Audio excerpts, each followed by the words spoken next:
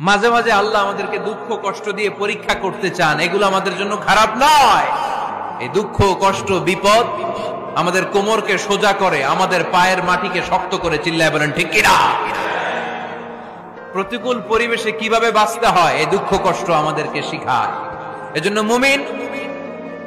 মুমিন বান্দার বৈশিষ্ট্য হচ্ছে দুঃখ কষ্ট বেদনা জ্বালা এগুলোতে সে আপসেট হয় না, সে হাল ছেড়ে দেয় না, সে ভরসা রাখে একজনের উপর। চিল্লায় বলতে হবে তিনি কে? কারণ মুমিন জানে রাত্রি যত গভীর হয় অন্ধকার তমানিসা ভেদ করে সুবহে সাদিক হয়। মুমিন জানে গর্ভবতী নারীর পেটের ব্যথা যেই দিন বাড়তে থাকে ওই দিনই নতুন মেহমান আগমনের সময় ঘনাতে থাকে। মুমিন জানে তার জীবনে দুঃখ কষ্ট বিপদ যত বাড়তে থাকে সুখের দিন কাছে আসতে থাকে। এজন্য মুমিনের হারাবার কিছু নেই। ফাইন্না মাআল উসরি ইউসরা, ইন্না মাআল উসরি ইউসরা। নবী হে, কষ্টের পরেই আছে আনন্দ, দুঃখের পরেই আছে সুখ। আপনি সমস্যায় পড়েছেন, ওই সমস্যার সমাধানও আছে না নাই? এই পৃথিবীতে এমন কোন সমস্যা আছে যেটা সমাধান নাই? কথা বলেন। সমস্যা তৈরি করেছে কে? আবার সমাধানও দিয়েছে কে? Allah doesn't create a lock without its key. Allah কখনো চাবি না বানাইয়া ওইটার তালা বানায় নাই। কথা কন। তালাও যেহেতু আছে ওই তালার চাবিও বানিয়েছে কে? মা আনজালাল্লাহু দাআন ইল্লা আনজালাল্লাহু লাহু শিফা। আল্লাহ দুনিয়ায় এমন কোন রোগ পাঠায় নাই যেই রোগের ঔষধ বানায় নাই, এমন কোন রোগ নাজিল করে নাই যেই রোগের কোন চিকিৎসা বানায় নাই, হয়তো সেটা আবিষ্কার হয় নাই। অনেকে ক্যান্সারের কথা বলতে পারেন যে হুজুর ক্যান্সার এমন রোগ, এই ক্যান্সার তার নাই কোনো অ্যান্সার, কিন্তু বিজ্ঞানীরা বলতেছে এটারও অ্যান্সার আবিষ্কৃত হচ্ছে। সুবহানাল্লাহ কইবেন না? কিছু কিছু ক্ষেত্রে হয়েও গিয়েছে। এজন্য দুঃখের পরেই আছে সুখ, কষ্টের পরেই আছে আনন্দ। এই দুনিয়াটাই এরকম, কষ্টের পরই আনন্দ। দেখবেন তারাবির নামাজ 20 রাকাত পড়তে কষ্ট লাগে না? কোমরে ব্যথা, হাঁটুতে ব্যথা, কিন্তু 20টা রাকাত যখন শেষ করে মসজিদ থেকে বের হই একটা আনন্দ আছে না নাই? কষ্ট করে পরীক্ষার জন্য প্রিপারেশন নিলেন আপনি কয়েক মাস, কিন্তু ফলাফল যখন ভালো হয় তখন একটা আনন্দ আছে না নাই? সারাদিন রোজা রাখলেন রমজানে, কি কষ্ট, তৃষ্ণায় গলা ফেটে যায়, কিন্তু ইফতারির সময় যখন রুহাবজা শরবতটা খাই কেমন লাগে? একটা আনন্দ আছে না নাই? এজন্য আল্লাহ বললেন ফাইন্না মাআল উসরি ইউসরান, ইন্না মাআল উসরি ইউসরা। ও নবী, কষ্টের দিন মক্কায় অল্প কিছু দিন, মদিনাতে আনন্দের দিন অপেক্ষা করছে।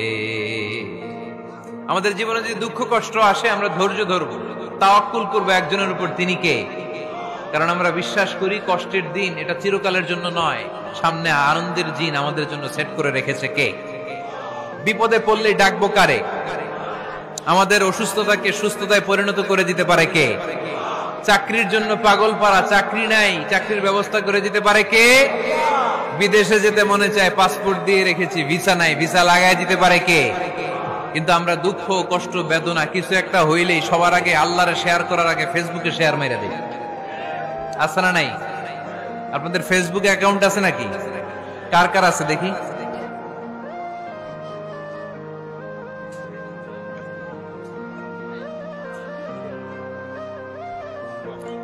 আছে আছে। এটার জন্য আমরা ভালো কাজে লাগাই, ঠিক কিনা?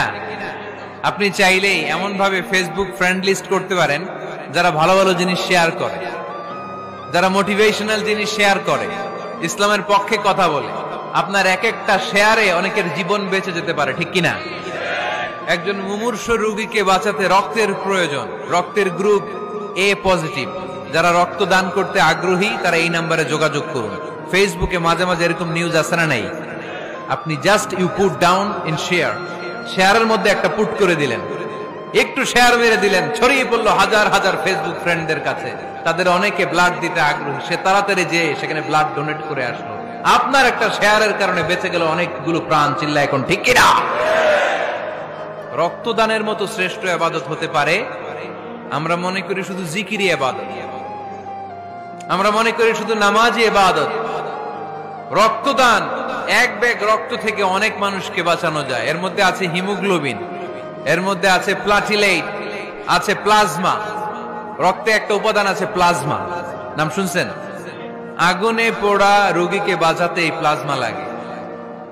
হসপিটালের বার্ন ইউনিটে যেয়ে দেখবেন মানুষ কিভাবে চিল্লায়। নুসরাত নামে একটা মেয়ে মারা গেল না, এক বদমাইশের কবলে পড়ে মারা গেল না? তাকে আগুন জ্বালিয়ে দেয়া হয়েছিল তার গায়ে, তার প্লাজমা গুলো জ্বলে গিয়েছিল।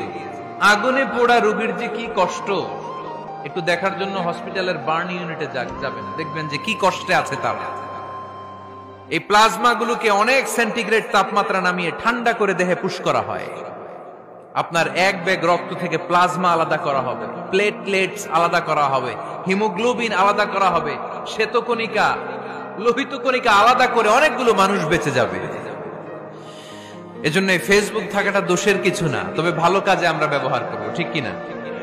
আপনার ফেসবুক শেয়ারিং আপনার জান্নাতি বানাতে পারে, আর আপনার ফেসবুক শেয়ারিং আপনার জাহান্নামের লাকড়ি বানাতে পারে। চিল্লায় বলেন ঠিক কিনা?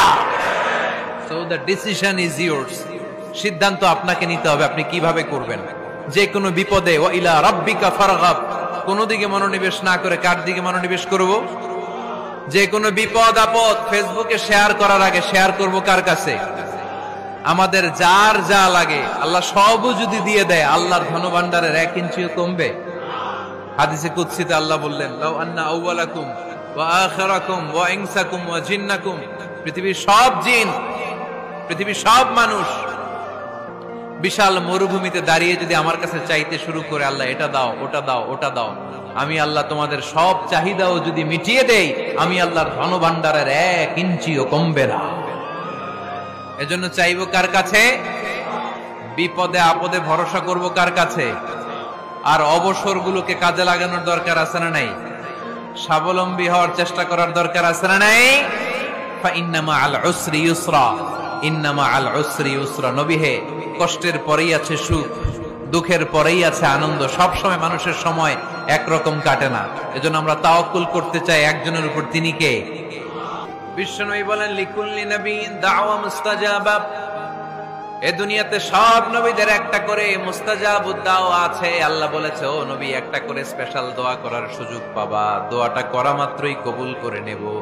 বিশ্বনবী বললেন, এই পৃথিবীর বুকে যত নবী রাসূল দুনিয়ায় এসেছে, সব নবীরা তাদের স্পেশাল দোয়া দুনিয়ায় করে ফেলেছে, ইল্লা আনা, কিন্তু আমি করি নাই। বিশ্বনবী বললেন, ওয়া ইন্নী আখতাবিউ দাওয়াতি শাফাআতান লিউম্মতি ইয়াউমাল কিয়ামা।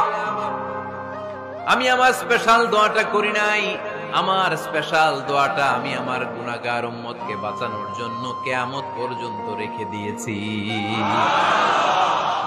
আমরা যেদিন বিপদে পড়ে যাব, যেদিন আমার আব্বা আমারে চিনবে না, আমি আমার আব্বারে চিনব না, নেতা তার কর্মীরে চিনবে না, কর্মী নেতারে চিনবে না, ঠিক কি না? পীর সাহেব মুরিদরে চিনবে না, মুরিদ পীর সাহেবরে চিনবে না, স্বামী তার স্ত্রীরে চিনবে না, স্ত্রী তার স্বামীরে চিনবে না। নবী থেকে শুরু করে, ওলি থেকে শুরু করে, শহীদ থেকে শুরু করে সবার মুখে একটাই জিকির, ইয়া নাফসি ইয়া নাফসি ইয়া নাফসি। আকাশের সূর্যটা যেদিন মাথার কাছে চলে আসবে, জমিনটা তামার জমিন হয়ে যাবে।